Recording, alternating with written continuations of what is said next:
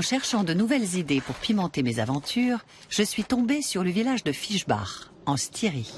Au printemps, on y déguste le chevreuil de mai, un gibier très spécial, mijoté par un cuisinier très spécial. Le voici. Christian Hübeleis, un cuisinier hors pair qui œuvre en Styrie. Je vais l'appeler pour lui demander s'il accepterait de me dévoiler les secrets de son chevreuil de mai. Hübeleis, bonjour. Monsieur Hübeleis, bonjour. Sarah Wiener à l'appareil. Ah, bonjour. Bonjour. J'ai mis du temps à vous trouver, mais apparemment vous êtes une perle rare. Et c'est vous qui préparez le meilleur chevreuil de mai de toute la Styrie. C'est vrai? Absolument. Ah oui? C'est bien, vous assumez votre talent. Serait-il possible que je vienne vous voir pour que vous m'appreniez les secrets de ce fameux chevreuil? Mais oui, avec plaisir. Bien, alors je prends la route et je vous dis à très bientôt. Avec grand plaisir. Tout le plaisir est pour moi. À bientôt. Au revoir. Au revoir. Très sympathique.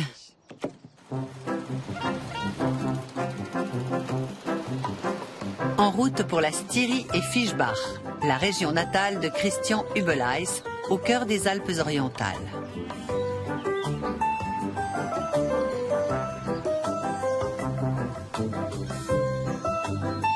Le paysage est vallonné. La Slovénie n'est pas très loin et les chevreuils tout proches.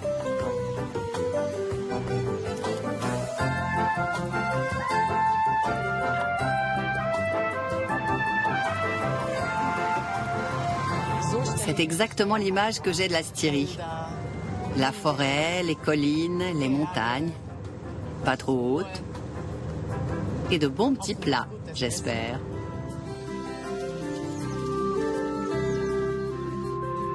Fischbach, nous voilà.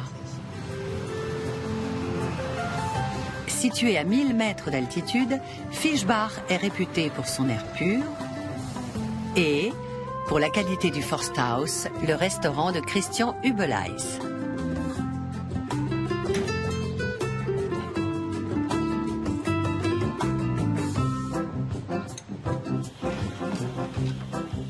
Bonjour. Bonjour.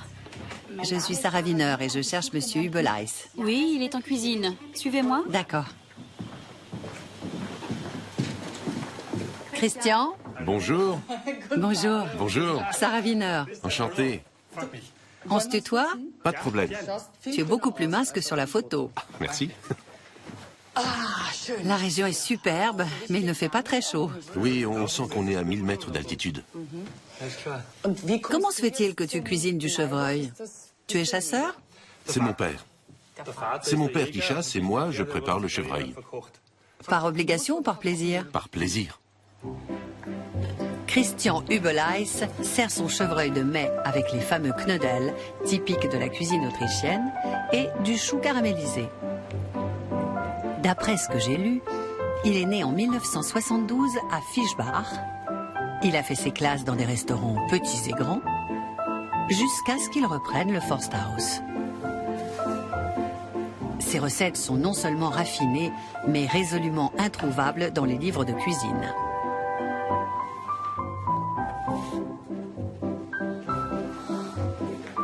Et voilà. Ça a l'air super bon. Voici donc le chevreuil de mai à la choucroute caramélisée et au knödel. Magnifique. C'est toute la Styrie dans une assiette.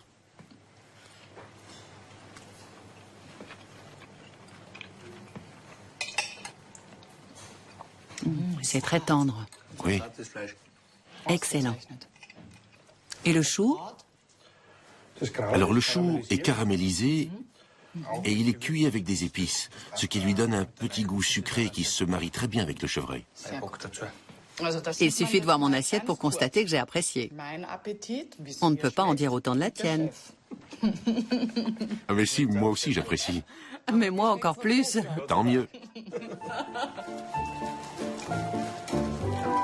Les desserts de Christian ne font pas exception à la règle du raffinement. Au menu, il a prévu des ravioles à l'huile de pépins de courge farcies de poires séchées finement hachées.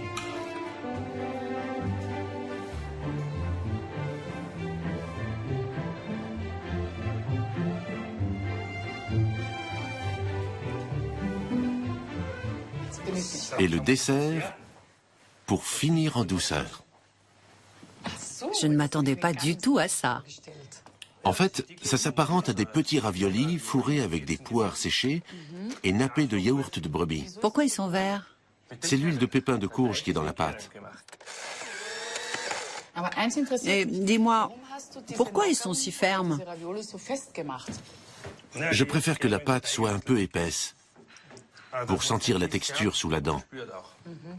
Et puis, l'huile de pépins de courge, ça lui donne un petit côté rustique qui me plaît bien.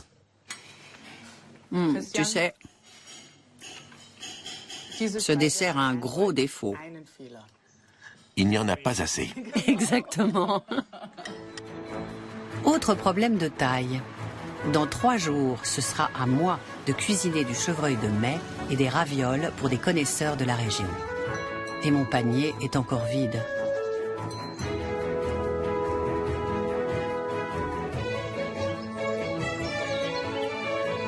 La cuisine de Christian est uniquement basée sur des produits régionaux.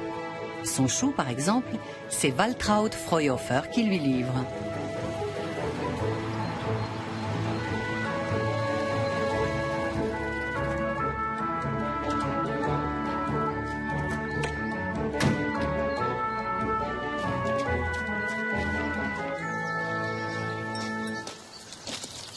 Madame Freuhofer? Oui, Sarah Wiener. bonjour. Bonjour. Oh, qu'est-ce que c'est? C'est notre petite pépinière d'herbes aromatiques pour parfumer le chou de l'année. Super. Et on peut y jeter un coup d'œil à ce petit chou? Oui, il est assez particulier. On va aller voir ça tout de suite. Super. C'est par là. Je te suis.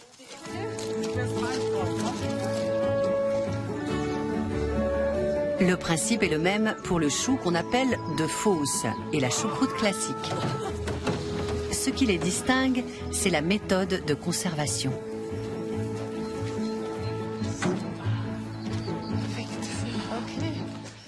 C'est la fameuse fosse? Oui, exactement.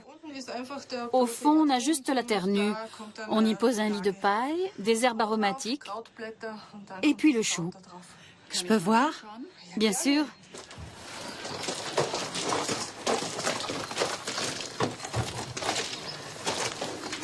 J'ai hâte de voir. C'est comme si on ouvrait un cadeau.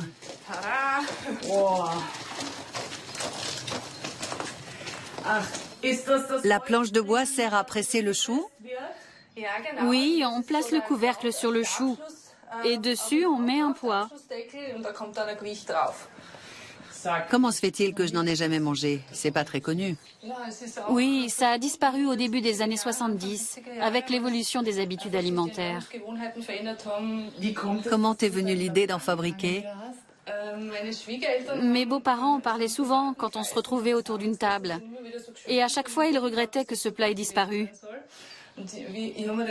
On a donc décidé d'en faire juste pour nous au départ. Et on a construit une fosse à la manière traditionnelle, y compris pour la taille. C'est comme ça que tout a commencé. Et si j'en veux pour mon repas, comment je fais? Il n'y a pas 36 solutions. Il faut descendre le chercher. Et pour être encore plus précise, c'est toi qui vas t'y coller. Bien.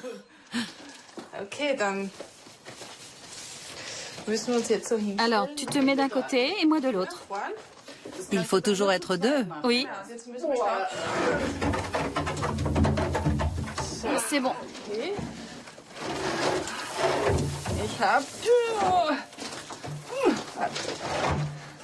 Encore un petit effort.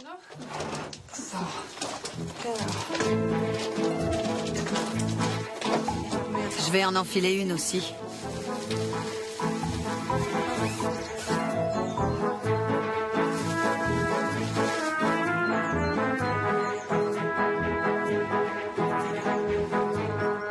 Voilà. Bon, Bien, tu peux descendre. Et après, on enlèvera l'échelle.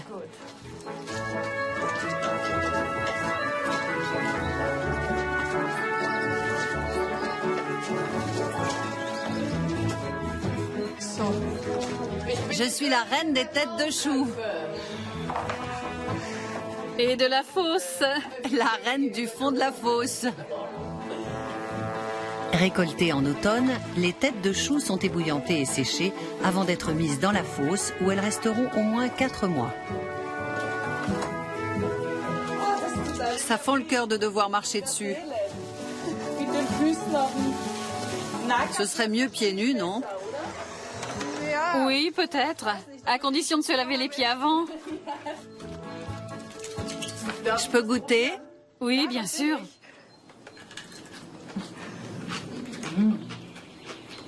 C'est fermenté. Ça se sent. Très légèrement. C'est légèrement acide, croquant et avec un goût inhabituel. Mais on reconnaît bien le chou blanc. C'est très bon. Ça reste du chou. Oui.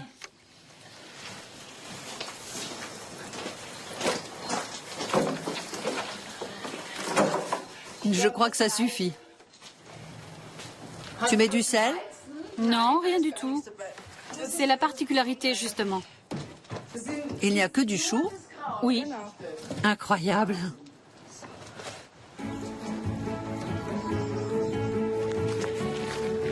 Merci beaucoup. Et pour le sac aussi. Je t'en prie. C'était super.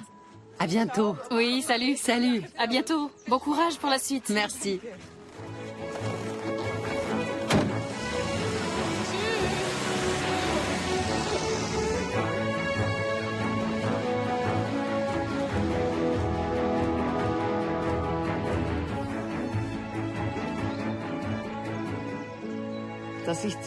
Quel bonheur d'avoir découvert cette préparation de choux. C'est formidable qu'il y ait des gens qui aient envie de faire revivre ces vieilles traditions malgré tout le travail que ça demande. On sent la passion et la curiosité. C'est tout ce que j'aime. C'est le genre de choses qui me donne envie de crier de joie. Il n'y a pas d'autre façon de le dire.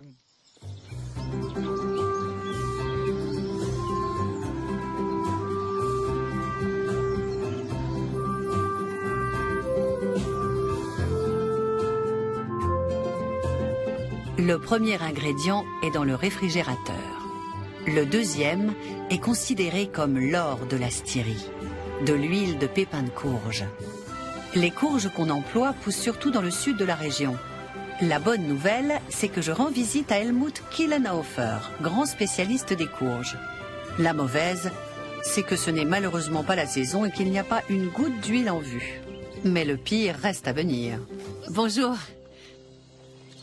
Sarah Wiener. Bonjour, Helmut Kielenhofer. Enchantée. Moi de même. Ce sont des pousses de courge? Oui, c'est ça. Elles ont quel âge? On a fait les semis le 25 avril.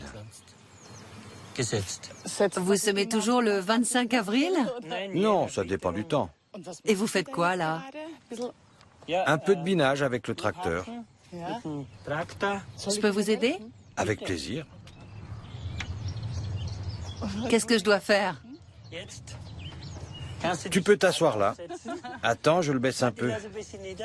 Non, ça va aller. Ça va? Oui, Comme sur un cheval. on ne peut rêver mieux. On va descendre la bineuse et tu vas bien faire attention à ce que les pousses passent bien au milieu en tournant le volant. Ah, d'accord. Comme en voiture. Alors, je dois faire attention à ne pas arracher les pauvres pousses de courge. Oui, elles doivent passer entre les dents. D'accord. C'est pas facile. Tu me fais confiance? Oui. C'est parti. J'ai tout de même quelques doutes. Et les pousses de courge aussi, probablement.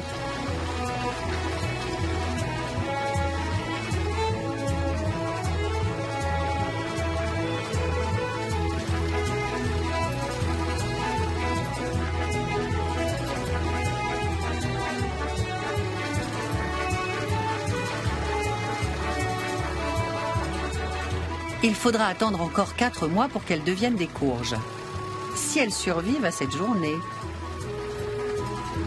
Tu peux me prendre en photo? Bien sûr.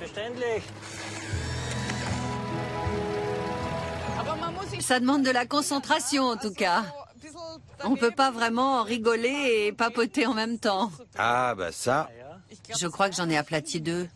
C'est pas trop grave. Pour me faire pardonner, tu aurais le temps de venir déjeuner mercredi midi à l'auberge du Forsthaus? Oui.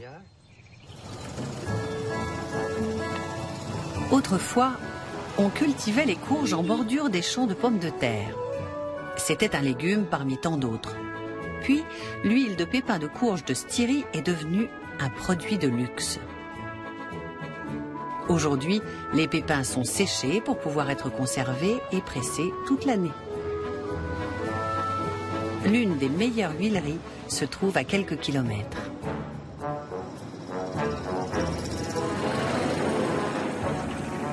Excusez-moi, vous savez où se trouve l'huilerie de Pöllau? Tout droit, ensuite vous prenez à gauche en direction de Birkfeld. Et ce sera sur votre droite. Ils font de la bonne huile? Je crois. Merci. Je vous en prie. Au revoir.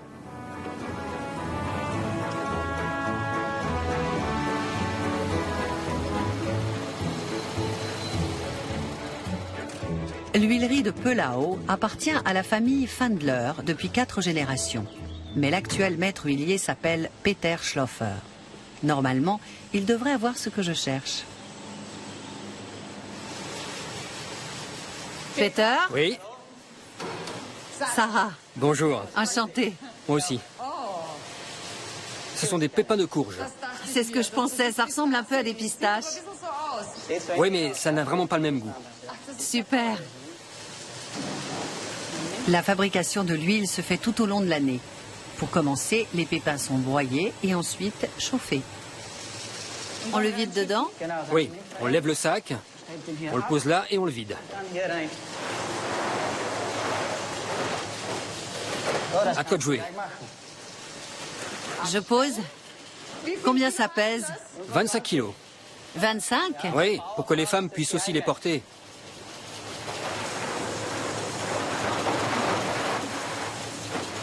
Ensuite, on allume le broyeur.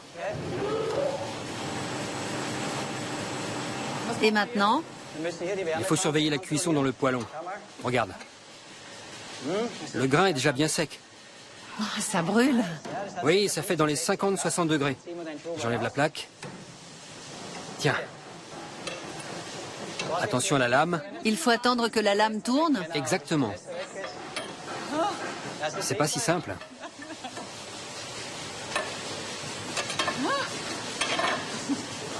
Tu peux pas l'arrêter?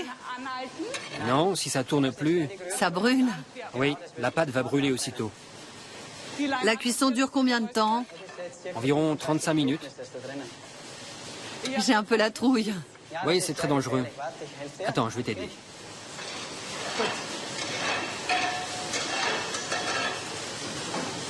Dernière étape avant de voir couler l'or de la Styrie, le pressage. Une pelle bien pleine. Une pelle bien pleine et puis... Une bonne pelletée comme ça. Et la plaque d'acier.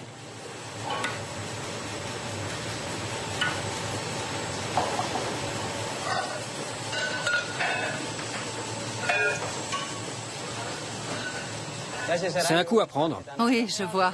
Une fois que la pâte est dedans, on ne peut plus rien faire. Ça paraît tout bête, mais c'est super dur de faire tomber les plaques bien à plat. Oui, Les miennes sont un peu de travers.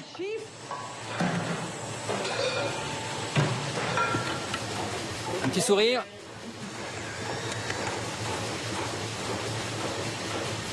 Encore une pour bien la remplir. Il ne faut pas faire tourner la machine pour rien. Parfait. Attends, C'est bon. on le pousse? Non, on sort celui-là. Et tu peux le mettre à sa place. Oui, c'est lourd. Combien ça pèse? 180 kilos. Maintenant, tu peux lancer la presse avec le volant derrière. Ce volant-là, tu veux dire? Oui, Je tourne? oui, Normalement? oui, tu tournes. Jusqu'à quand? Jusqu'à la butée. D'accord. Parfait. C'est bon? Oui, Et le reste se fait tout seul? Oui, ça va couler. Où est l'huile? l'huile arrive ici. On en obtient environ 25 kilos et c'est terminé. On peut la mettre en bouteille? Oui, Super. elle est 100% naturelle. À quoi reconnaît-on une bonne huile de courge? À sa couleur. Elle doit être bien verte. Quand on en verse sur une assiette blanche, on doit avoir un beau vert foncé et un goût de noisette. C'est comme ça qu'on reconnaît une bonne huile de courge. Tu le vois tout de suite. Oui. Vous ne faites pas une huile de première pression et d'autres... Non, on ne fait que de la première pression. Une fois la pâte pressée, on ne peut plus rien en tirer. Mais même si on voulait le faire, ça ne marcherait pas. Est-ce que j'ai mérité d'en avoir 2 bouteilles? Oui, exceptionnellement. Normalement, on ne le fait jamais. Mais tu as si bien travaillé.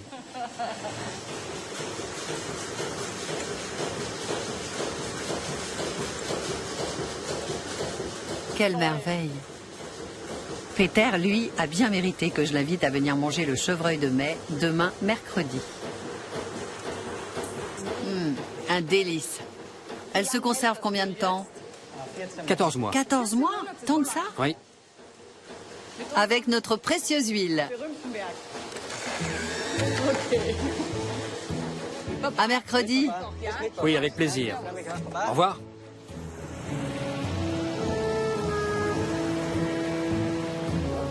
Mercredi, c'est déjà demain. Et il me manque encore l'ingrédient essentiel, le chevreuil de mai.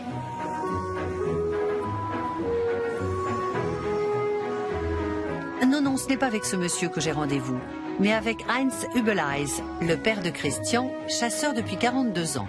Au téléphone, il m'a dit que la meilleure heure pour le chevreuil, c'était entre chien et loup.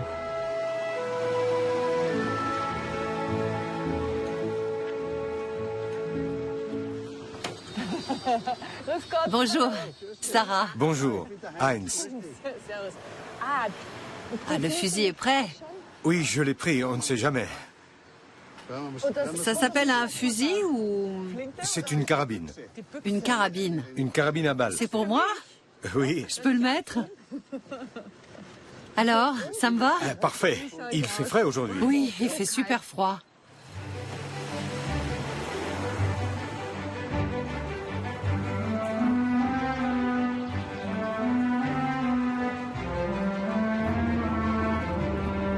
Alors, comment ça se passe? La chose essentielle est de ne pas faire de bruit. C'est la règle numéro 1. Ce qui est parfois un peu difficile pour les femmes. Ah, je l'attendais celle-là. J'étais sûre que tu allais dire ça.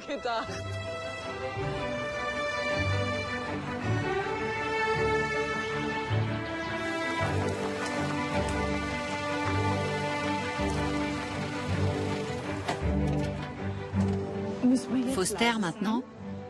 Oui. Dès maintenant? Oui.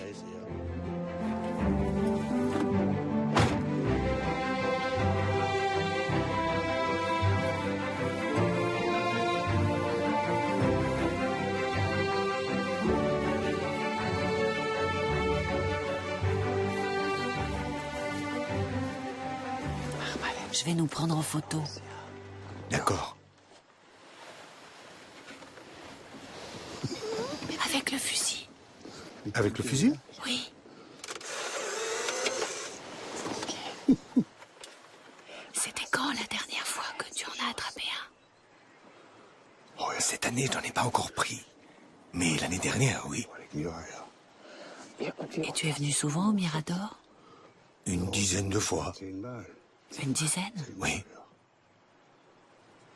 Finalement pour rien? On n'en prend pas à chaque fois, il faut tomber sur le bon gibier. Quelles sont les probabilités de voir un chevreuil aujourd'hui ou d'en tuer un? La chance y est pour beaucoup.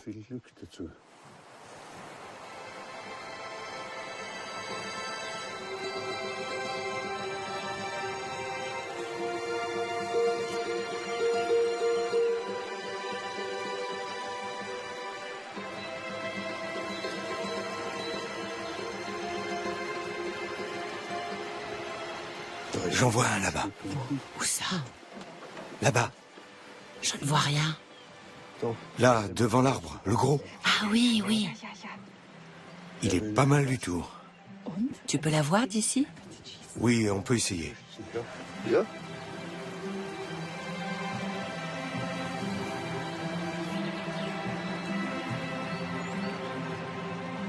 Il faut qu'il se retourne. Comme ça, je ne peux pas l'atteindre. Il faut qu'il soit de profil.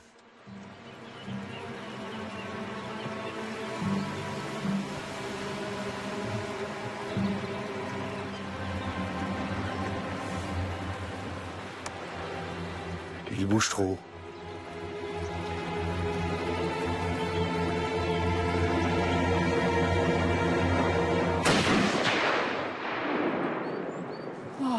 Quoi? Il était à quelle distance? À peu près 140 mètres.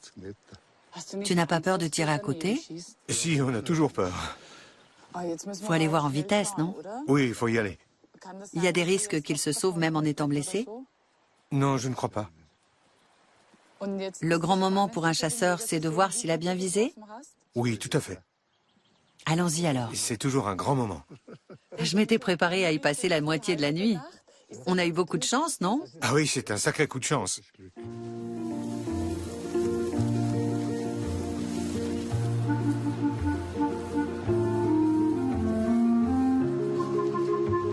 Pas de traces de chevreuil. Mais Heinz est sûr d'avoir fait mouche.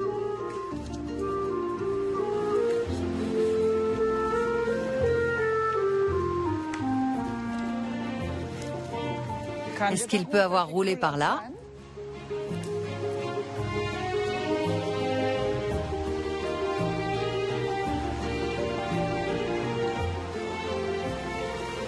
Heinz finit par retrouver le chevreuil de mai à l'autre bout du champ.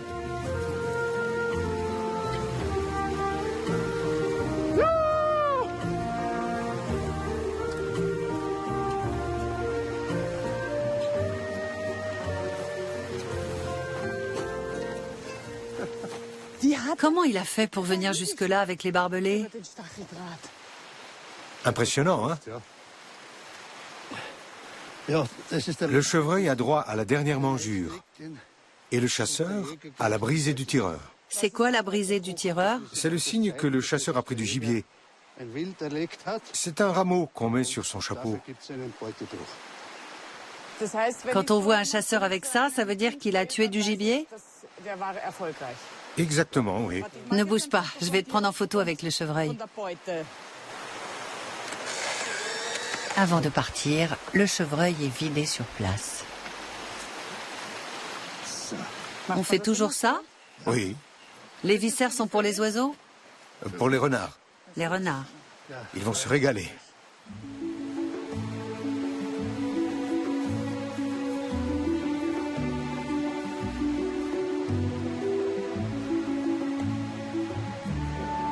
Christian Hubeleis nous attend dans son auberge du Forsthaus, fermement convaincu qu'on reviendrait bredouille.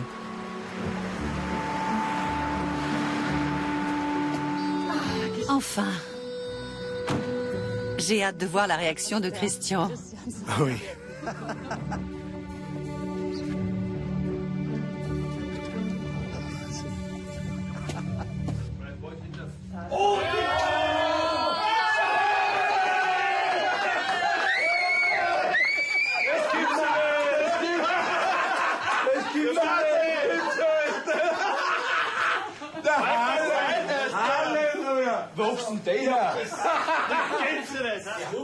Faut ouvrir une bouteille.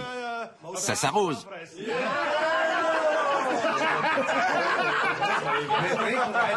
Trinken Weidmannsheim, wir trinken Weidmannsheim, Weidmannsheim, Weidmannsheim.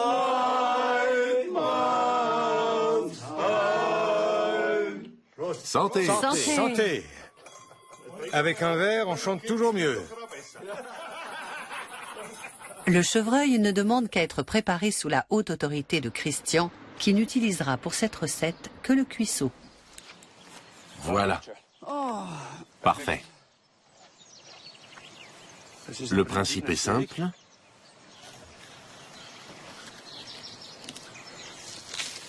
On va peut-être se rabattre sur la version végétarienne. Et après, je tire? Oui, on va pouvoir y aller. 1, 2 et 3. Parfait. Et maintenant, les cuisseaux. Super comme gymnastique matinale. Pas mal, hein? Un beau programme, non?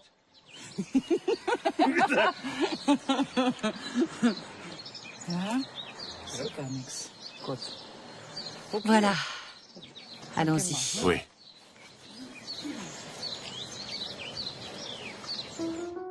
Et maintenant, les ingrédients pour le chevreuil de mai. Des oignons, des baies de genièvre, 3 branches de sapin, de l'ail, du saindoux, du chou à l'ancienne, bien sûr, et surtout un cuisseau de chevreuil. On désosse le cuisseau. La viande est superbe. Oui. C'est bon. Placez la viande dans une grande cocotte et ajoutez les branches de sapin coupées en morceaux. On dirait un plat de Noël. Coupez les gousses d'ail en fines tranches et écrasez les baies de genièvre dans un mortier.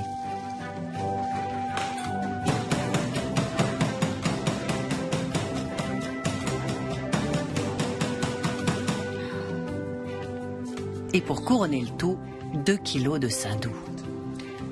Tout? C'est du gaspillage, non? La viande doit baigner entièrement dedans. J'en rajoute encore un peu alors. Oui, encore un peu.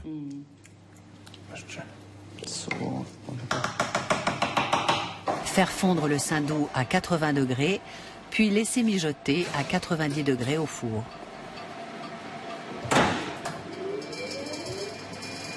Passons au chou. On le coupe en morceaux, mais pas trop petits. C'est mon premier chou traditionnel. J'espère que je ne vais pas le rater. Christian l'avait coupé en cubes, pas en lamelles. Je le recoupe un peu. Christian, Oui? j'ai fait des tranches comme ça. C'est bon? Oui, à peu près, oui. À peu près? Et maintenant, je fais des cubes? Oui. Tu peux couper plus petit.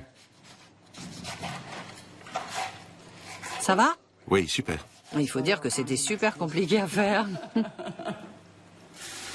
On met le chou dans une cocotte et on le recouvre d'eau.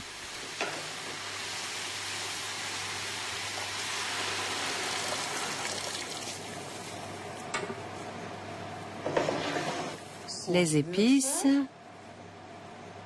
du cumin. Les Autrichiens adorent le cumin. Oui, le cumin et le chou. Les baies de genièvre pilées. Comment on dit dans votre patois? Les baies des grues. Les baies des grues. 2 petites feuilles de laurier. Quelques grains de poivre. Dans une casserole à part, mettre du saindoux à fondre et faire rissoler les oignons. Parfait. Ça commence à sentir bon. Les oignons et le saindoux, c'est une merveille. C'est divin. Sacré truc. Oui. C'est super. Et maintenant, il faut que je m'occupe du caramel. Exactement. Je fais fondre du sucre dans une noix de beurre jusqu'à ce qu'il soit bien doré. Puis je verse la choucroute sur le caramel. Oh, quel parfum! Le caramel, le saindoux, le cumin et les baies de genièvre, quelle merveille! C'est vraiment superbe. Pendant que le chou mijote, je vais m'occuper du dessert. Pour la farce, des poires séchées, des graines de courge et du miel. Pour la pâte, de l'huile de pépins de courge, de la farine et un œuf. Pétrir une pâte ferme avec la farine, l'œuf, l'huile et un peu d'eau. Cette couleur, c'est magnifique. Oui, super. Ça s'annonce bien. Oh, comme ça sent bon. Super, hein? Voilà. C'est bon. Oui. Dis-moi, est-ce que les Styriens sont avares de compliments ou est-ce qu'ils sont plutôt du genre euphorique?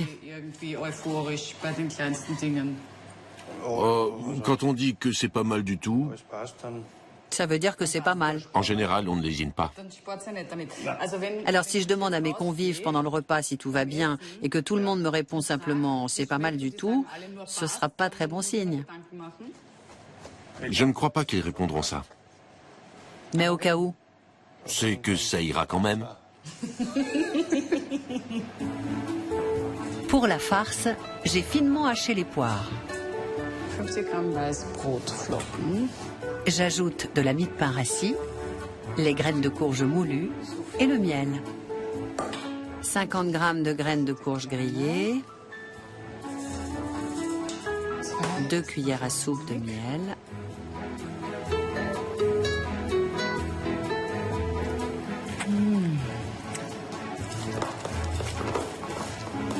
C'est bon. Aussi bonne que la mienne. Oui, Oui. Très bien. Super. Parfait. ça va? Oui. C'est vraiment bon, hein? Les poires sont très parfumées. Oui. Et maintenant, je vais étaler la pâte. Exactement.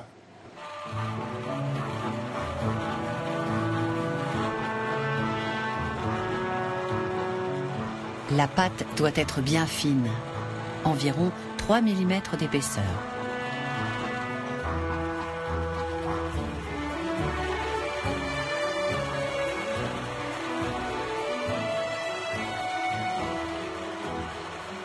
Parfait. Elle est super. Nickel. Voilà. Je roule la farce en petites boules qu'il faut placer entre 2 couches de pâte. Christian n'est pas totalement convaincu par ma technique.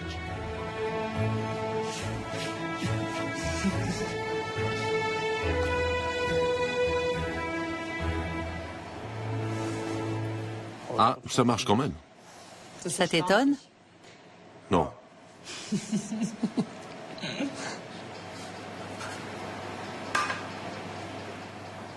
Ma première raviole à l'huile de pépins de courge et aux poires.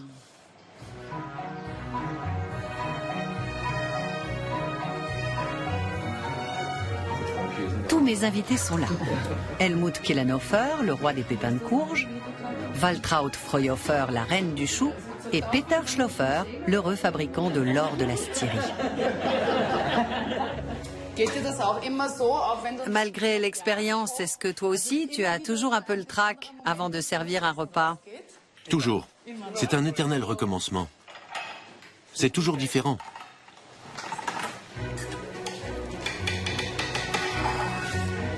Le chou est accompagné des indispensables knödel.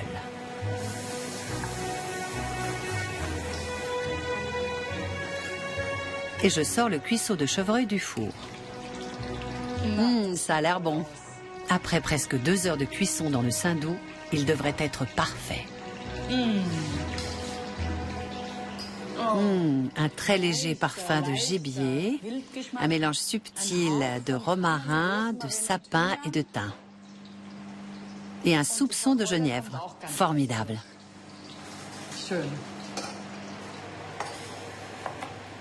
C'est parfait. S'il ne succombe pas à ses saveurs, je n'y comprends plus rien.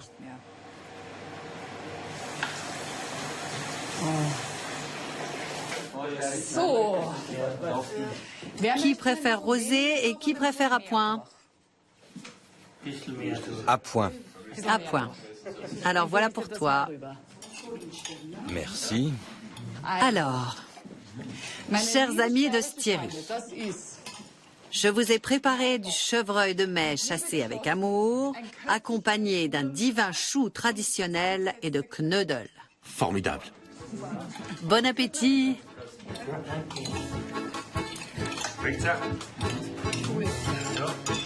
Pendant que mes amis styriens dégustent le chevreuil, je me concentre sur le dessert.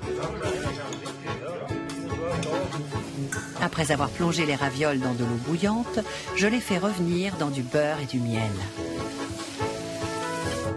Quelques cuillères de yaourt de brebis en accompagnement.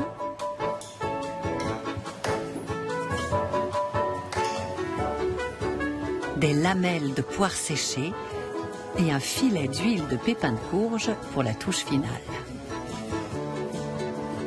Cette fois, je sers dans l'ordre. Ça a l'air bon.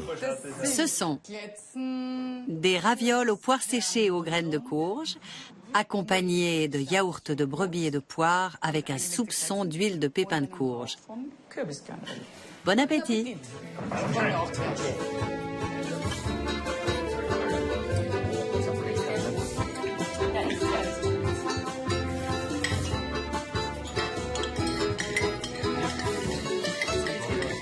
Les ravioles sont un vrai délice.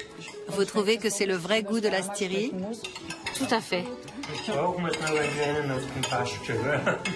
Encore une fois. Il ne te reste plus qu'à apprendre le patois. 1, 2, 3. Styrie! Elle est très sympathique, très directe. Et elle est comme nous, très simple. C'était très agréable. Une beauté de la campagne.